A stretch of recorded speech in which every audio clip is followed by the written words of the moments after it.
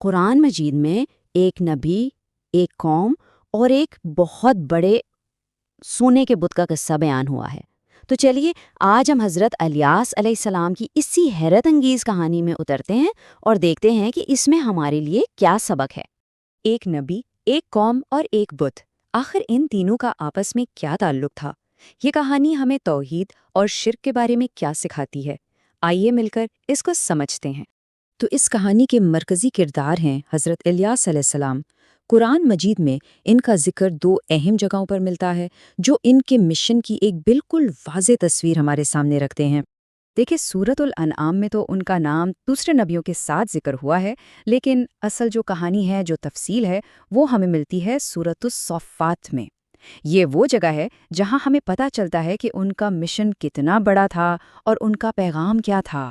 اچھا، تو ان کو بھیجا کہاں گیا تھا؟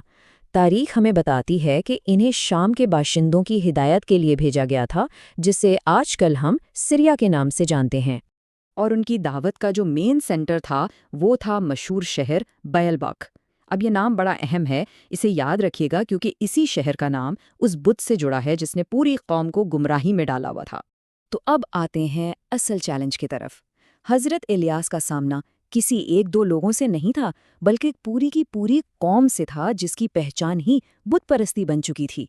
یہ کوئی معمولی چیلنج نہیں تھا، یہ وہ لوگ تھے جو توحید کی روشنی سے منہ موڑ کر شرک کے اندھیروں میں پوری طرح ڈوب چکے تھے۔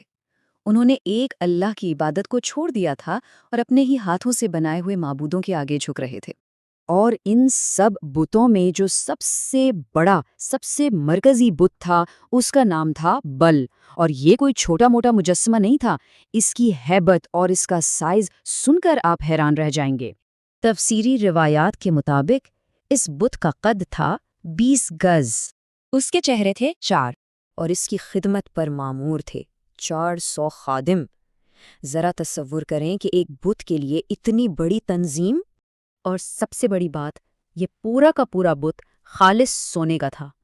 تو یہاں سے اندازہ ہوتا ہے کہ حضرت الیاس کا مقابلہ صرف ایک عقیدے سے نہیں تھا، بلکہ ایک بہت طاقتور اور امیر نظام سے تھا۔ تو ایسے میں حضرت الیاس ان کے پاس کیا پیغام لے کر آئے؟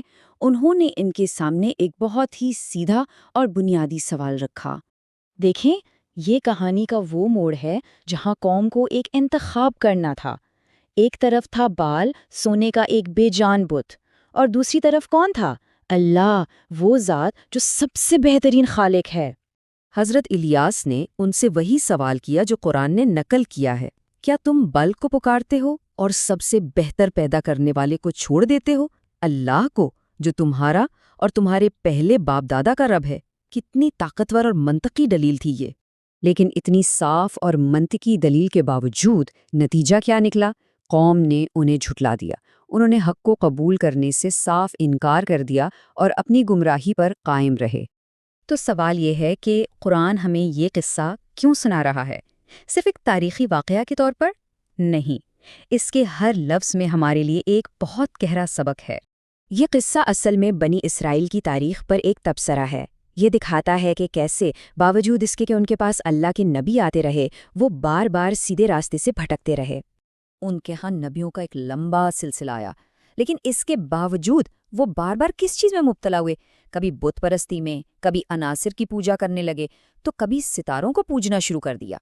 اور اب سوچنے کی بات یہ ہے کہ نبوت کا دروازہ تو بند ہو چکا ہے، نبیوں کا سلسلہ مکمل ہو گیا ہے، تو اب یہ سبق ہمارے لیے اور بھی زیادہ اہم ہو جاتا ہے، کیونکہ اب ہدایت کی ذمہ داری براہ راست ہم پر ہے۔ اور یہی کہانی ہمیں اسلام کا اصل مطلب سکھاتی ہے۔ اسلام کیا ہے؟ سر جھکا دینا، تسلیم کر لینا، اللہ کے حکم کو مضبوطی سے تھام لینا، اس میں اپنی مرضی سے ٹیڑھ پیدا کرنے کی کوشش نہ کرنا، کیونکہ اسلام کا مطلب ہی یہی ہے۔ اور آخر میں ایک بہت ہی دلچسپ بات، انجیل میں حضرت الیاس کا نام الیاہ ملتا ہے، جو اس پیغام کی آفاقیت کو ظاہر کرتا ہے۔ تو یہ کہانی ہمیں اس سوچ پر چھوڑ جاتی ہے کہ ہمارے زمانے کے بال کیا ہیں، وہ کون سی چیزیں ہیں جو ہمیں اس سب سے بہترین خالق سے دور کر رہی ہیں۔